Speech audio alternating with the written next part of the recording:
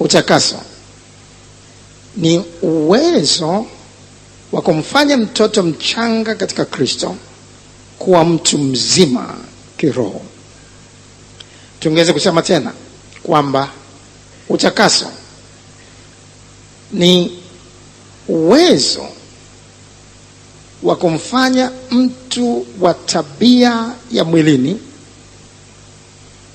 kubadilika na kuwa mtu wa tabia ya rohoni. Utakaso ni uwezo sasa unaomfanya mtu wa tabia ya mwilini kubadilika na kuwa mtu wa tabia ya rohoni. Mtoto mchanga katika Kristo kukua na kuwa mtu mzima kiroho.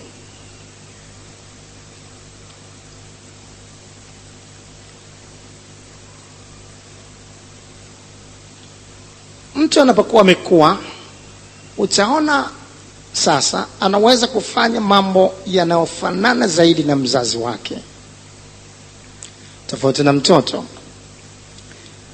mchanga katika mwili anafanya mambo mengi yaliyo tofauti na mzazi wake, baba yake au mama yake mzazi.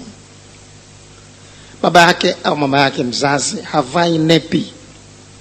Ana uwezo wa kujitawala, ana uwezo wa kwenda mwenyewe msalani, lakini mtoto hawezi kufanya hivyo.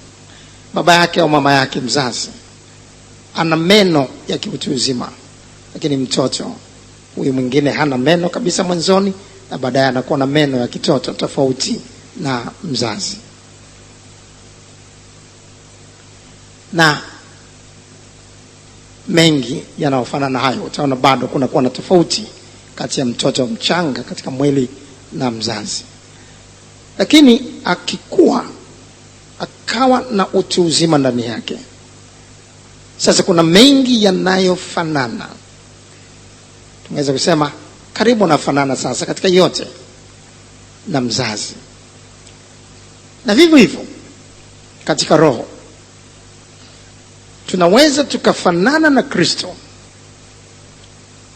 pale tunapokuwa watu wazima kiroho. Lakini mtu aliyeokoka ambaye ni mtoto mchanga katika Kristo anatofautiana sana katika mambo mengi na Kristo. Atafanana kwa sehemu ndogo sana, lakini anatofautiana kwa mengi na Kristo kwa namna ile ile mtoto mchanga katika mwili anavyotofautiana na mzazi. Mtoto anatambaa, lakini mzazi hatambai. Na kanisa likiwa na watu ambao hawajatakaswa,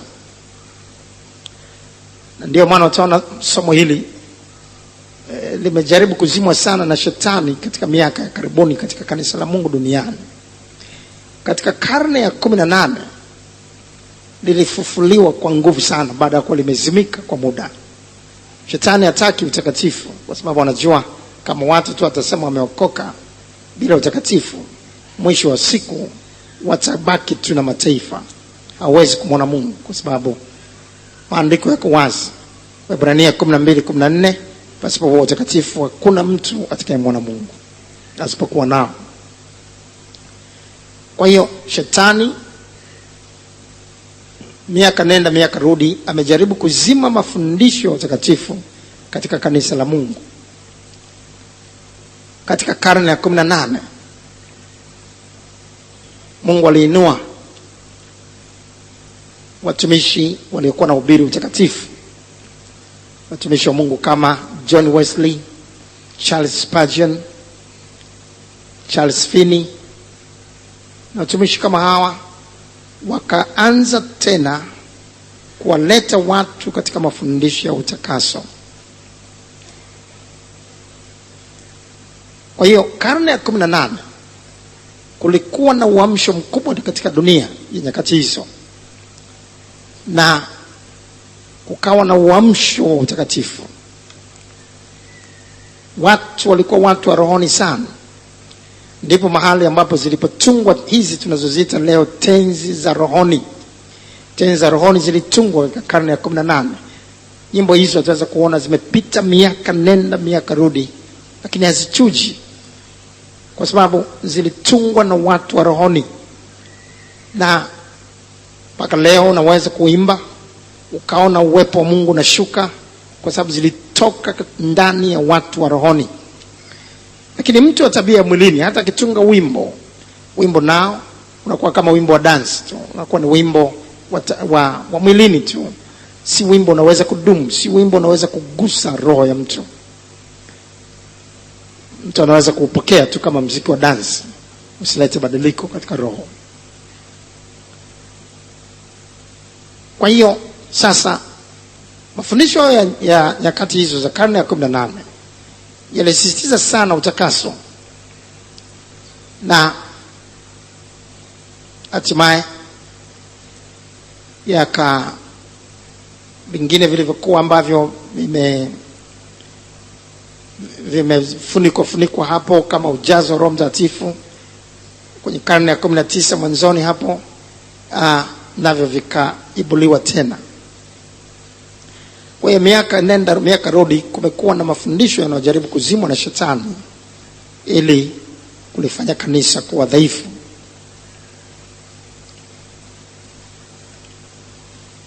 Kwa hiyo kama hakuna mafundisho haya, kanisa linakuwa na watu ambao wanasema wameokolewa lakini hawafanani na Kristo, wanakuwa na tofauti kubwa sana na Kristo. Na inakuwa shida sana kuwatofautisha na mataifa, kwa sababu wanaweza kuwa na tabia ambazo bado zinafanana na tabia za mataifa au watu ambao hawajaokoka. Na hivyo kwa sababu wana tabia bado za mtu wa mwilini. Kwa hiyo kanisa la namna hiyo linakuwa sio nuru ya ulimwengu, halivutii sana kwa mataifa. Hata watu wa mataifa wanaweza kusema huyu kweli ameokoka, na hata wengine mataifa wakaonekana wana nafuu zaidi, kwa sababu kuna nyingine ni tabia tu za asili ya mtu ambazo zinakuwepo. Hajaokoka lakini ana tabia fulani ya asili ndani yake.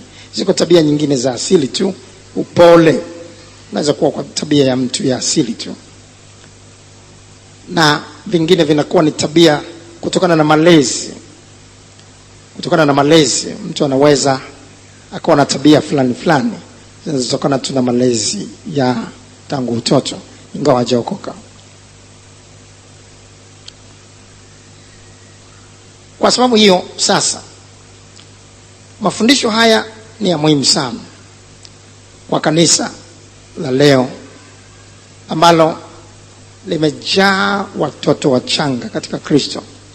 Hata wale wanaoitwa mitume, hata wale wanaoitwa mitume na manabii, hata wale wanaoitwa maaskofu, hata wale wanaoitwa wachungaji, hata wale wanaoitwa wazee wa kanisa, wengi kwa kuangalia vigezo hivi utaona bado ni watoto wachanga katika Kristo, ni watu wa tabia ya mwilini. Wako wahubiri wengi tu wanahubiri Injili, lakini bado ni watoto wachanga katika Kristo.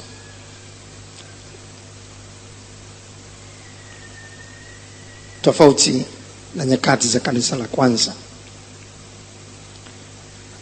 Sasa kama tulivyojifunza sasa kwa wiki kadhaa, kuna kuwa na tabia zinazoondoka na tabia zinazokuja baada ya utakaso. Utakaso unaondoa tabia za utoto, uchanga katika Kristo, na utakaso unaingiza tabia za utu uzima kiroho, tabia za ukamilifu. Kwa hiyo tulianza kuangalia, na tumekuwa tunaangalia kwa wiki kadhaa sasa, tabia zile zinazoondolewa kwa utakaso na zile zinazoingizwa kwa utakaso.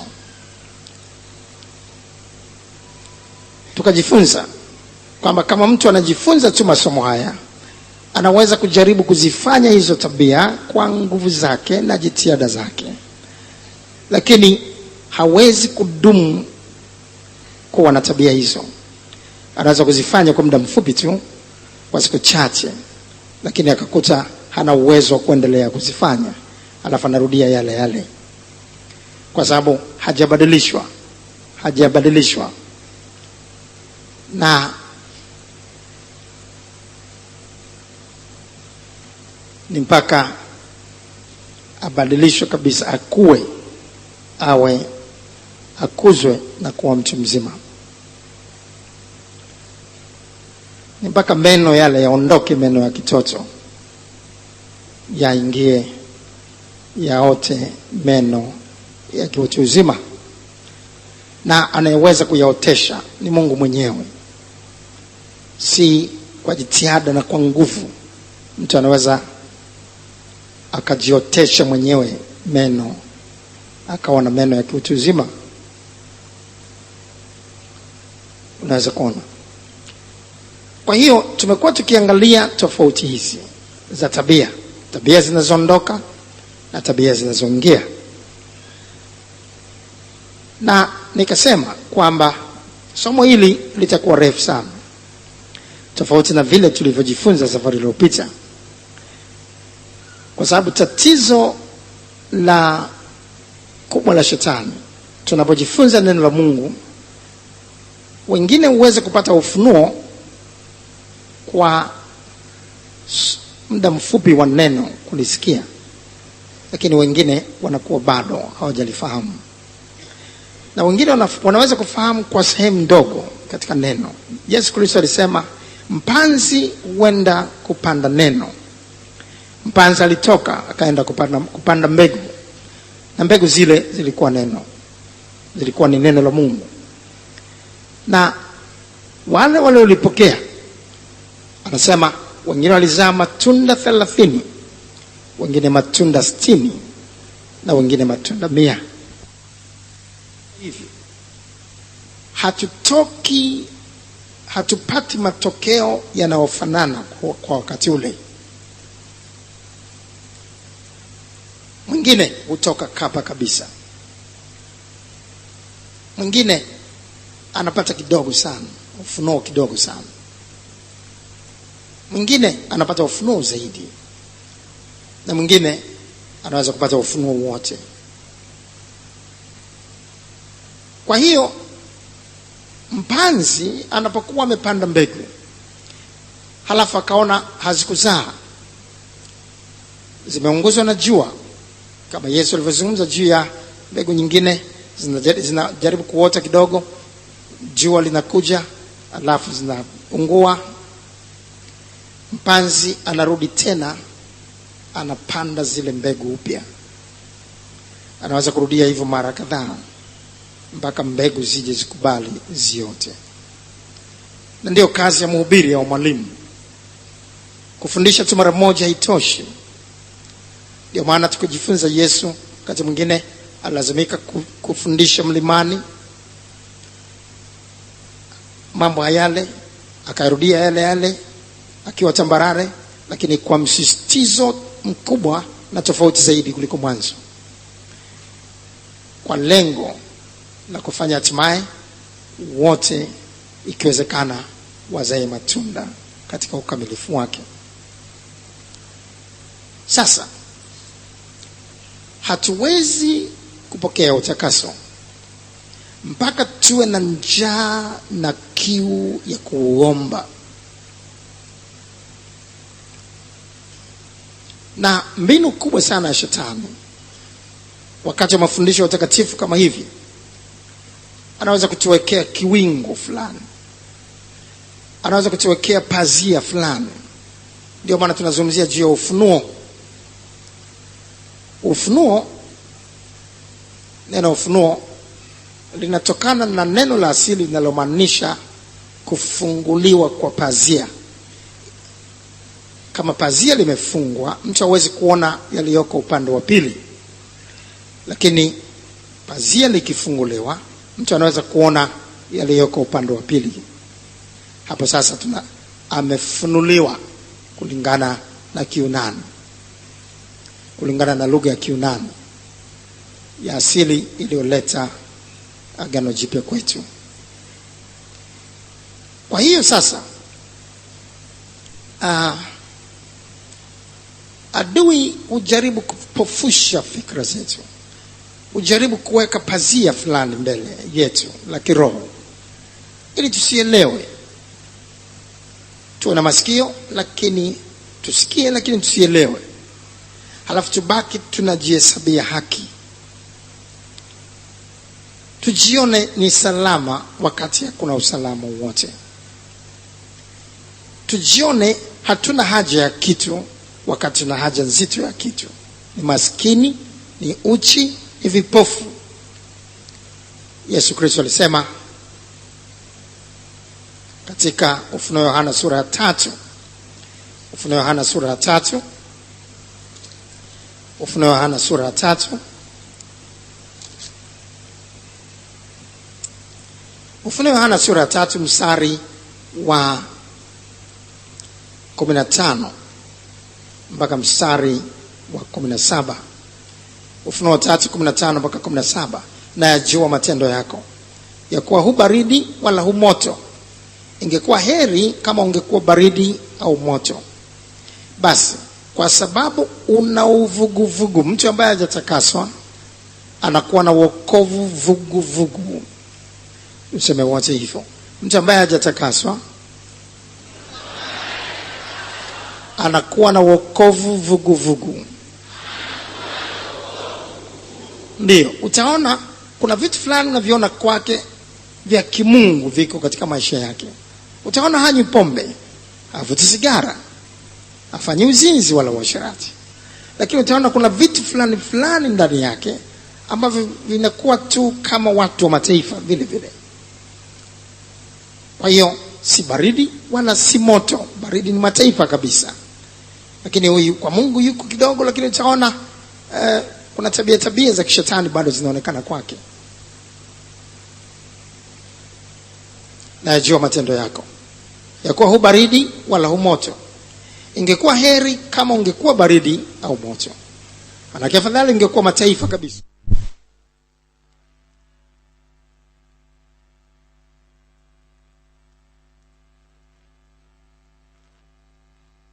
Ulikokuwa vuguvugu.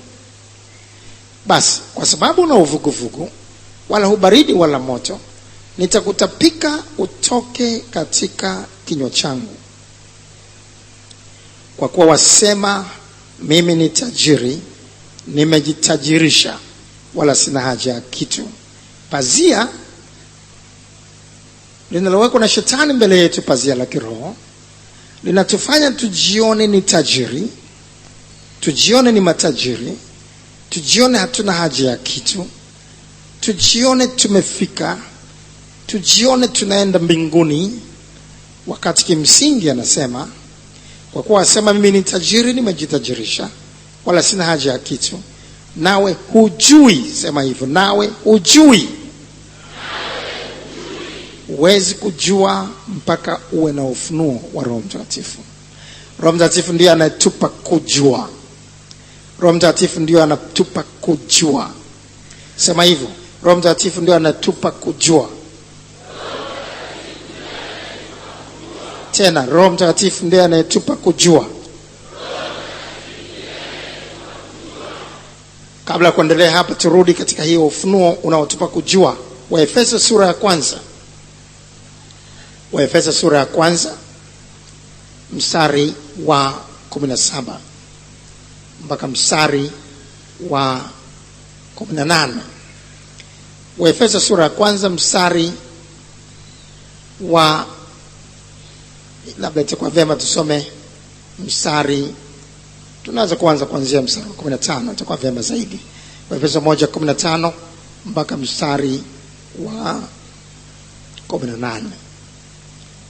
Kwa sababu hiyo mimi nami, tangu nilipopata habari za imani yenu katika Bwana Yesu na pendo lenu kwa watakatifu wote, siachi kutoa shukrani kwa ajili yenu, nikiwakumbuka katika sala zangu.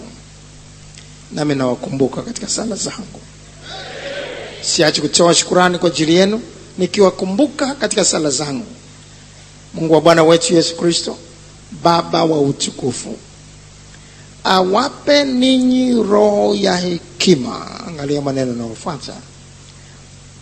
Awape ninyi roho ya hekima. Na roho gani nyingine? Na ya ufunuo katika kumjua yeye. Tuseme wote.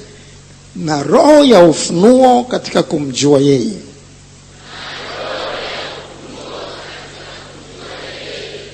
Macho ya mioyo yenu yatiwe nuru. Macho ya mioyo yetu yakitiwa nuru, ndipo tunapata kuona utupu wetu.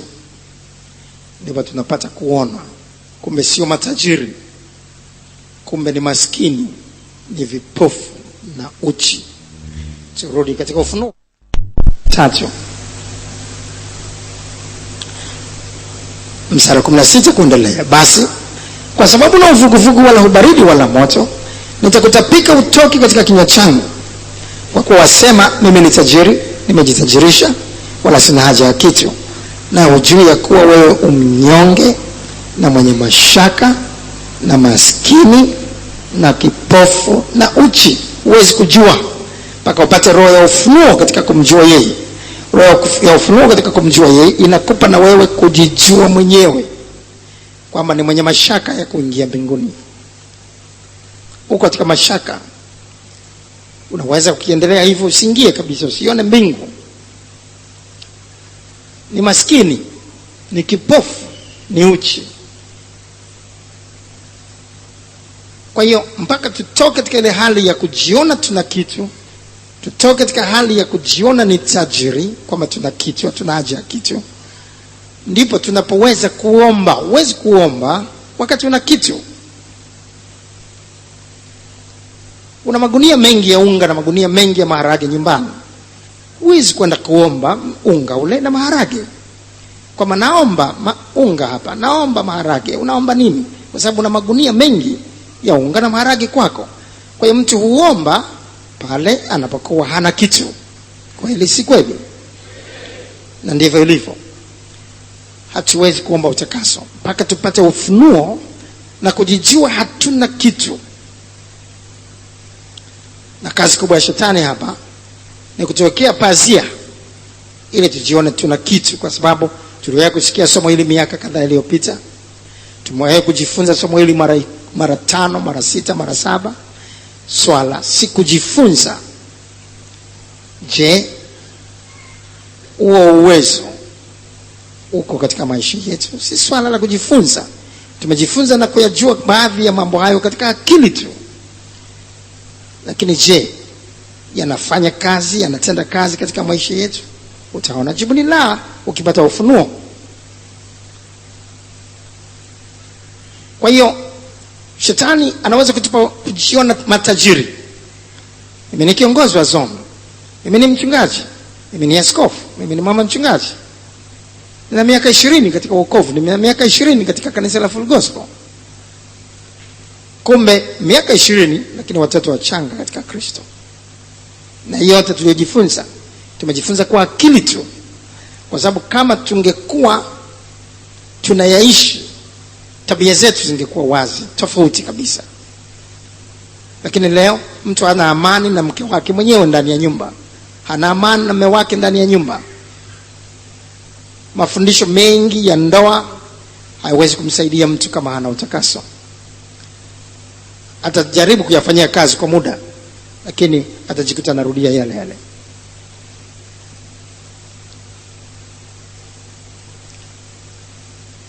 Kwa hiyo sasa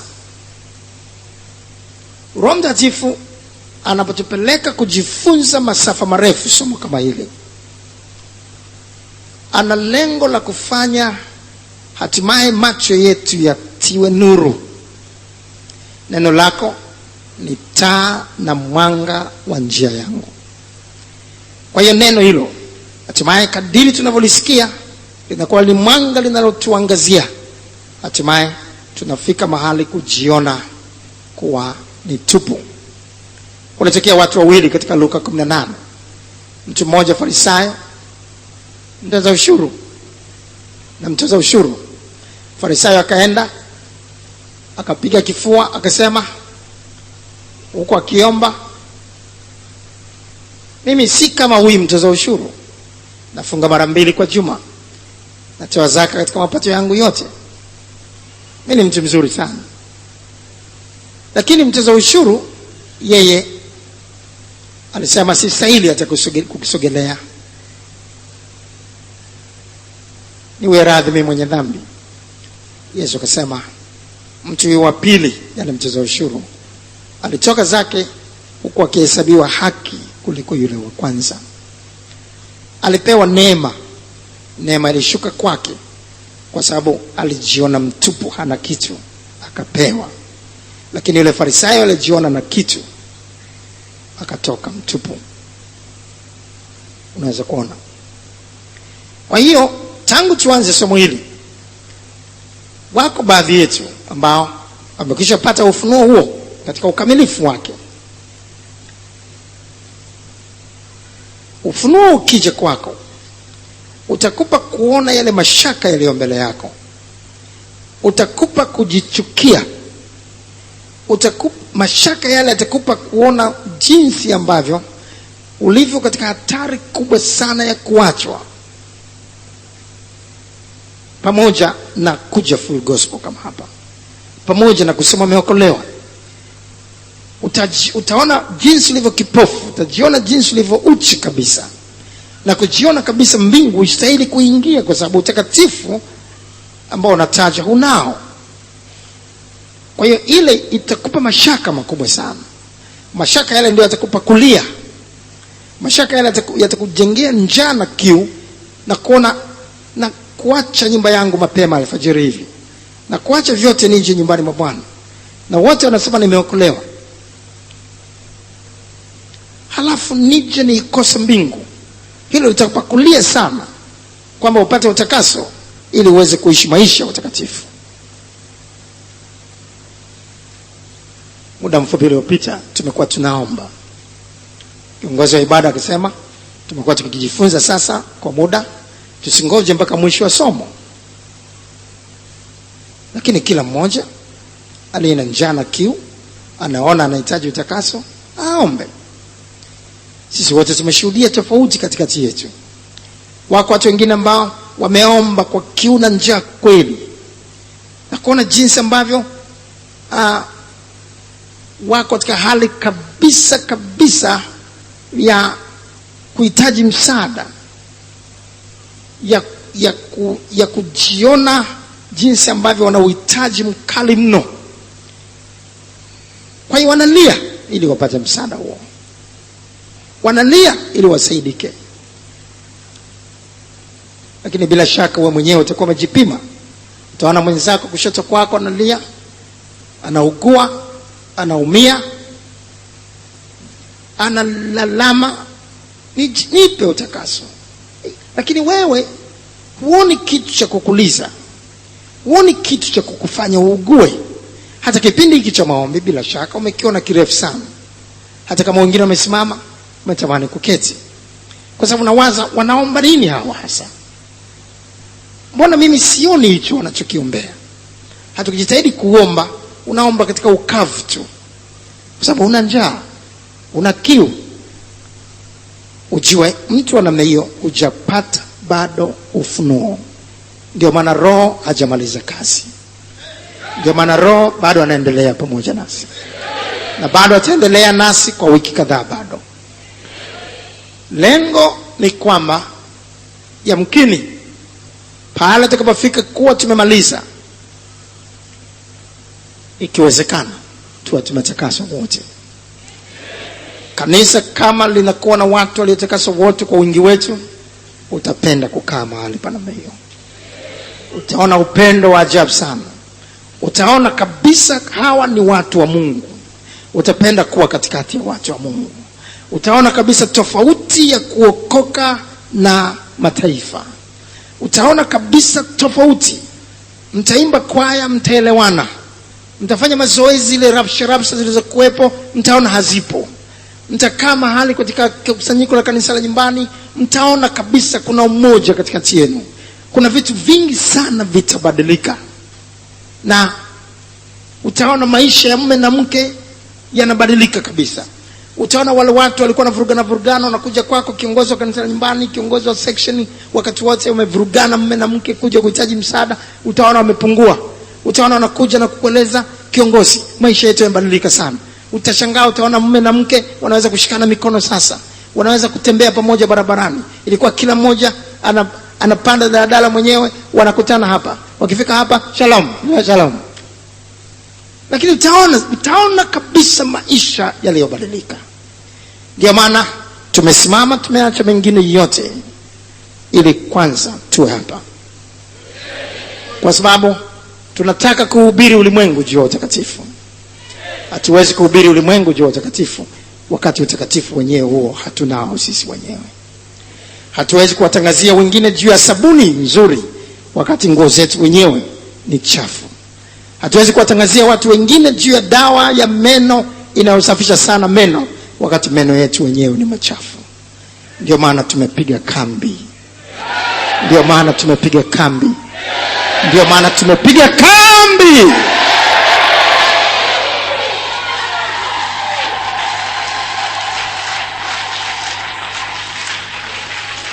Ikiwa mimi nitakwenda huko na kule duniani na kuhubiri utakatifu, wale watu watakaosikia watakuwa na hamu kuja hapa kuangalia utakatifu wenyewe, ili waone hicho anachokihubiri huyu kwake kukoje. Sasa kama sisi wenyewe ni watu wa tabia mwilini, basi tumekuwa mafarisayo ama tunawaambia watu wengine wakati sisi wenyewe hatuwezi kuyatenda. Ndio maana Roho Mtakatifu anaanza kuleta kwanza uamsho kwetu wa utakatifu kabla ya kuupeleka duniani. Sema amen.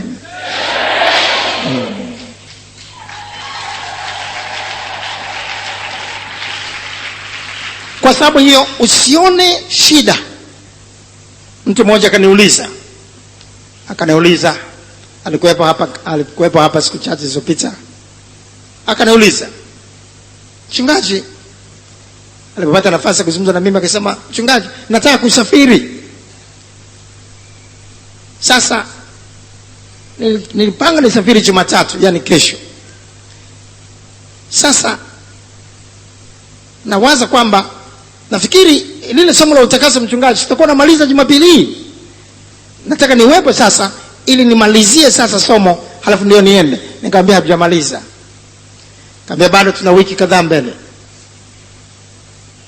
Kwa hiyo sasa nikasema unaweza hata kwenda au utarudi, bado tunaendelea. Shughuli hii ni nzito. Kwa hiyo bado tunaendelea. Nasema bado tunaendelea. Nasema bado tunaendelea. Nasema bado tunaendelea. Jumapili ijayo bado tutaendelea. Na ile Jumapili inayofuata bado tutaendelea. Na Jumapili inayofuata bado tutaendelea.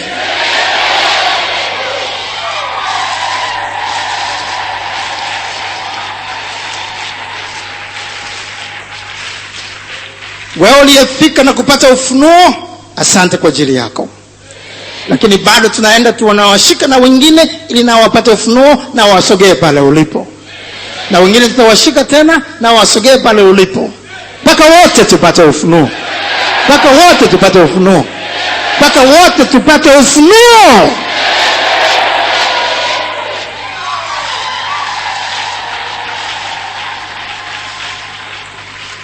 Na kadiri tunavyojifunza sasa, utaona hata wewe labda ulipata kulielewa, lakini unazidi kuona utupu wako zaidi. Kuna ufunuo unakuja kwa lile unaloliona, unaona kweli hivi vitu bado vinaniandama. Kweli hiki sina. Kweli hiki sina. Kweli hiki sina. Kwa sababu hapa ni ile Roho anatupeleka katika hali ya kujiona utupu wetu, uchi wetu, umaskini wetu, upofu wetu. Na tukishagundua na kuona ile hali na kuona kumbe pamoja na hali hii naweza kuikosa mbingu, hilo linatupa kuumia. Nikosa mbingu kweli na jitihada zote hizi, hilo linatupa kulia. Na tukilia tutaomba kwa njaa na kiu. Na heri wenye njaa na kiu ya haki, maana hao watashibishwa. Tutashibishwa kabisa. Amen. Amen.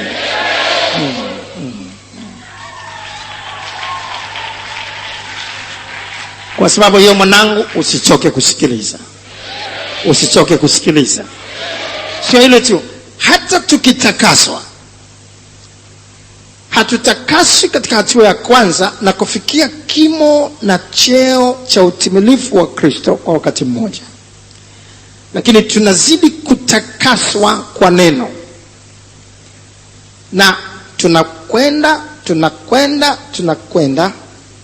mpaka tunaweza kufikia sasa hicho kimo na cheo cha utakatifu wa Kristo. Kwa hiyo kwa maana hiyo, hata kama umefikia mahali kutakaswa, ukaona mabadiliko mengi, lakini kadiri unavyosikia utaona hapa kuna hiki, hapa kuna hiki, unazidi kulia, unazidi kutakaswa,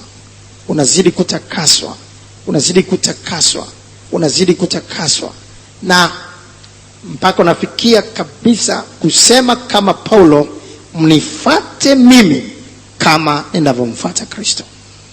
Unaweza sasa ukatembea hata bila kuhubiri kwa Biblia. Wewe ni barua iliyoandikwa. Amen. Watu wakikuangalia wewe, wanamwangalia Kristo. Watu wakiangalia maisha yako, wanaangalia Kristo. Na wanaweza wakakusoma, wakikusoma wewe, wanakuwa wamesoma Ukristo. Na hata ukijificha, wanaweza kusema, hapana, mtu huyu ni mwanafunzi wa Yesu, pamoja na kumkana Yesu mara 3. Sema amen.